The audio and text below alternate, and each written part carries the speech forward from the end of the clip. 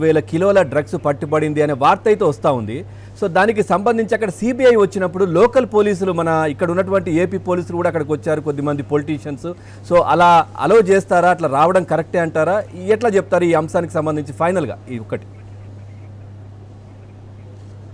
సాధారణంగా నిన్న విశాఖపట్నంలో ఈ విధంగా డ్రగ్స్ పట్టుబడడం అన్నది చాలా ఆందోళన కలుగజేస్తోంది అందరిలో, ముఖ్యంగా తల్లిదండ్రుల్లోనూ సమాజంలో.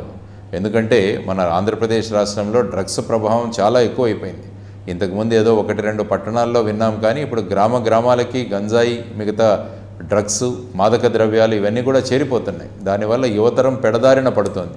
ఇటువంటి పరిస్థితుల్లో నిన్న విశాఖపట్నం పోర్టులో 25,000 కేజీలు అంటే 25 టన్నుల ఆ ఈస్ట్లో ఈ నార్కోటిక్ డ్రగ్స్ కలిపి పంపించారని చెప్పేసి నిన్న పేపర్లో చదవడం జరిగింది. సో సాధారణంగా సిబిఐ ఆపరేషన్ గరుడ అనే దాంట్లో ఈ విధంగా చేశారని విన్నాను.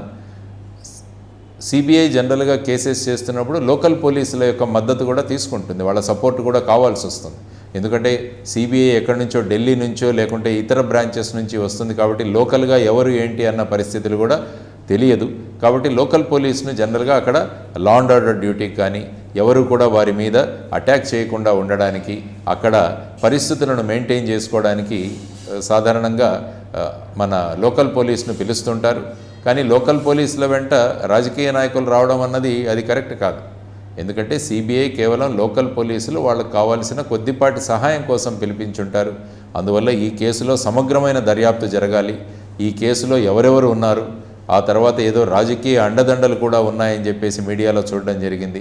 దీని వెనకాల ఎవరున్నా కూడా వారిని బయటికి తీసి వారి సంబంధాలు, బ్రెజిల్ నుంచి ఈ నౌక ఎలా వచ్చింది, ఈ కంటైనర్ని ఎవరు ఆర్డర్ చేశారు, ఇక్కడ ఆర్డర్ చేసిన తర్వాత ఏమైంది, ఇంతకుముందు ఎన్ని కంటైనర్స్ వచ్చాయి, ఇక్కడ ఆ కంటైనర్స్లో ఉన్న మెటీరియల్ ఎక్కడికెక్కడ డిస్పాచ్ అయింది, ఇవన్నీ కూడా చూడాలి. ఎందుకంటే ఒక సంవత్సరం క్రితం అనుకుంటాను ముంద్రా పోర్ట్లో కూడా సుమారుగా 3,000 కిలోలు అక్కడ కూడా అనుకుంటాను 3,000 కిలోలు 30,000 కిలోలు నార్కోటిక్ డ్రగ్స్ వచ్చినప్పుడు అది కూడా మళ్ళీ కాకినాడతో లింక్ అయింది, ఇక్కడ ఉన్న పొలిటీషియన్స్తో లింక్ అయిందని వచ్చింది. కానీ ఆ తర్వాత ఆ కేసు ఏమైందో కూడా తెలియలేదు. ఇవన్నీ ఏంటంటే భారతదేశంలో ఉన్న యువతరానికి చాలా ప్రమాదకరమైన విషయాలు. ప్రభుత్వాలు కూడా వీటి మీద ఉక్కుపాదం మోపాలి. ఈ డ్రగ్స్ అన్నవి రాష్ట్రానికి, దేశానికి కూడా ప్రమాదకరమైనవి. కాబట్టి సిబిఐ నుంచి కూడా మేము జై భారత్ నేషనల్ పార్టీ తరపున కూడా మేము అడుగుతున్నాం, ఈ కేసులో ఎవరెవరైతే ఉన్నారో వారి వెంటనే పరిశోధించి వారి మీద తగిన చర్యలు తీసుకొని దీన్ని ఒక లాజికల్ కన్క్లూషన్కి తీసుకొచ్చి వెంటనే స్పెషల్ కోర్టు ద్వారా ఈ కేసును నడిపించి అతి తక్కువ కాలంలో నేరస్తులకు గనక శిక్ష పడగలిగితే అప్పుడు సమాజంలో ఇటువంటి వ్యక్తులు చేసే వ్యక్తుల మీద ఒక భయం కలుగుతుంది.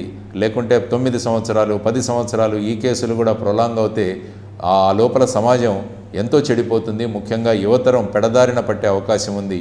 దీన్ని చాలా సీరియస్గా తీసుకోవాలని చెప్పేసి మేము కోరుతున్నాము సిబిఐని, తర్వాత ఇన్వెస్టిగేటింగ్